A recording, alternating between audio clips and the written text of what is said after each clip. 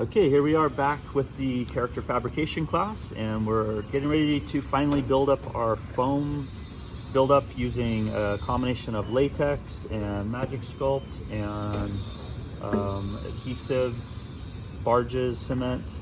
And so the previous videos we actually used the Magic Sculpt to put on the joints. So we have Cole's characters here, the two characters being used as our samples along with the class example. And so what I want to do is actually decide which parts of the limbs aren't going to bend very much, and we're going to squeeze the Magic Sculpt resin, 2 parts in there, mix it up, and make sure we leave maybe a little more room than I did. So you want to have enough room in the wrists and the elbows, the shoulder, the hips, the knees, and the ankles, so that it has room to move. He hasn't gotten a chance to do the fingers yet on this one. That's fine. You can start building it up and go back and add the fingers on. No problem at all. We also are going to use the foam ball, so we're going to cut the foam ball in half. Use the X-Acto blade to cut a little channel in there for the hoops. Looks like this one's gonna have a removable head. More for this one, I guess. You'd cut a little channel for the ring to go inside one half of the ball, and then you'd adhere it together using the JB Quick, JB Weld. Let's see what I just had in my hand, but we all know what the JB Quick is.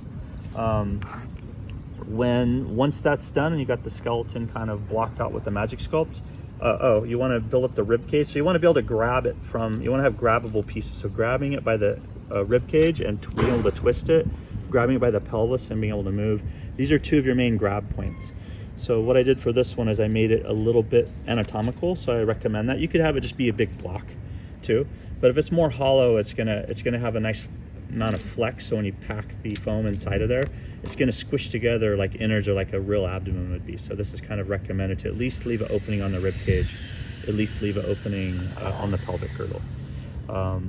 So yeah, once that's done, you'll take the design here from that's been drawn around the skeleton, and you'll actually cut the foam into parts. So we could do the legs, the torso, the limbs, the neck, and then make sure that we have 2 halves. So for each limb, you'll have 2 strips cut about equal. You'll spray the adhesive. We're gonna use the M377, or even stronger is the Barges all-purpose cement. And then once it's nice and dry, using the air dryer, we'll do one side over the other, we'll squeeze it together, and then you'll use your scissors to kind of go in here and trim it and shape it. And so we're gonna go through piece by piece and do those steps.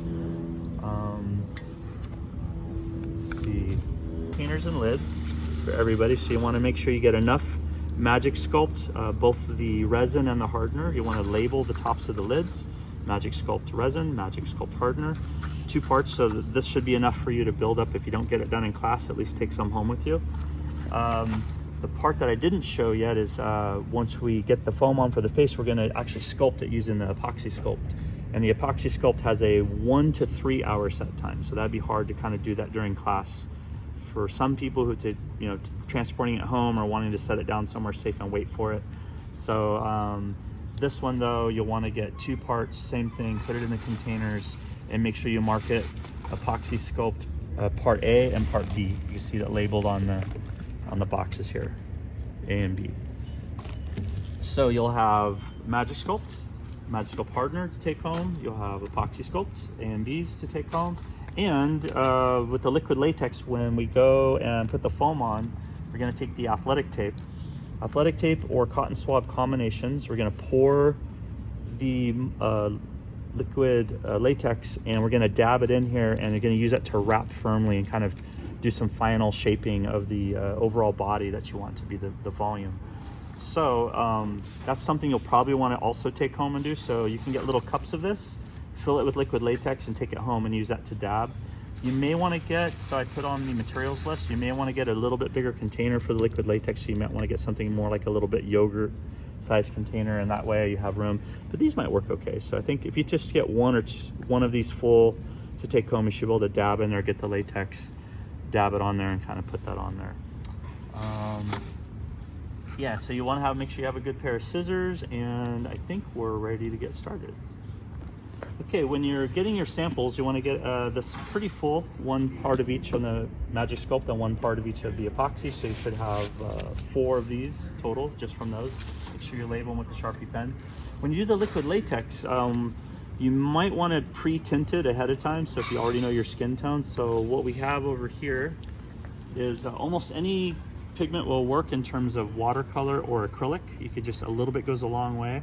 So you can mix it up in there with a little bit of tint to get the skin tone you want. And then you have, you're not limited to the fabrics or the materials that we're presenting so far. So if you have, what Cole brought here is some good, some linens and some different fabric, some vinyl wraps. Did you want to say anything else about these parts you brought in? There's the cotton ones, and these should work really nicely if you want to use these as skin. They're nice and thin. They should bend and flex okay.